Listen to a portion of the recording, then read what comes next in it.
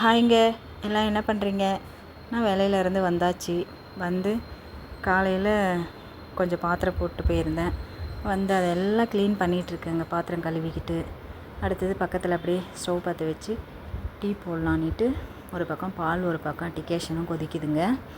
நான் போடுற டீ எங்கள் சித்தப்பாவுக்கு ரொம்ப பிடிக்கும். அதாவது நான் ஃபஸ்ட்டு டிகேஷனையும் சர்க்கரையும் கொதிக்க வைப்பேன். அதுக்கப்புறம் பாலை நல்லா காய்ச்சிட்டு பால் எடுத்து கொதிக்கிற டிகேஷனில் ஊற்றுவேங்க. அதை ஊற்றி நல்லா ஒரு 2-3 வாட்டி ஜோர் பண்ணோம்னாக்கா நல்லா பொங்கி வரும். அதுக்கப்புறம் நம்ம எடுத்து வடிகட்டணும். சூப்பராக இருக்குங்க இந்த டீ. அது கூட கொஞ்சம் லைட்டாக இஞ்சி தட்டி போட்டு, ஏலக்காய் 2 தட்டி போட்டு குடிச்சு பாருங்கள். சொர்க்கமே வந்த மாதிரி இருக்குங்க. நான் ஜஸ்ட் எப்போயாவது ஒரு வாட்டிங்க, எனக்கு அந்த டீ ரொம்ப பிடிக்கும். ஆனால் எப்போனா ஒரு வாட்டினா அதெல்லாம் விட்டுட்டேன். முன்னாடி குடிச்சிட்டு இருந்தேன், இப்போ விட்டுட்டேன். ஆனால் எப்போனா ஒரு வாட்டி. இன்றைக்கி லைட்டாக தலைவலிங்க, அதனால் நான் இன்றைக்கி டீ குடித்தேன்.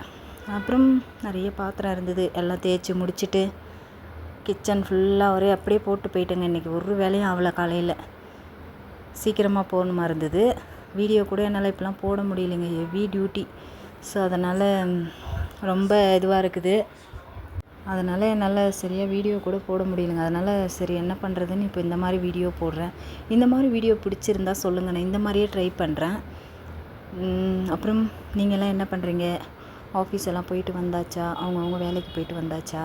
நான் ஃபுல்லாக க்ளீன் பண்ணிட்டேங்க. அடுத்தது நாளைக்கு நம்ம தமிழ் புத்தாண்டு வாழ்த்துக்கள் எல்லாருக்கும். என்னோடய சப்ஸ்கிரைபர் இல்லாதவர், சப்ஸ்கிரைப் பண்ணாமல் என் வீடியோ பார்க்குறவங்க எல்லாருக்கும் தமிழ் புத்தாண்டு நல்வாழ்த்துக்கள் அட்வான்ஸாக.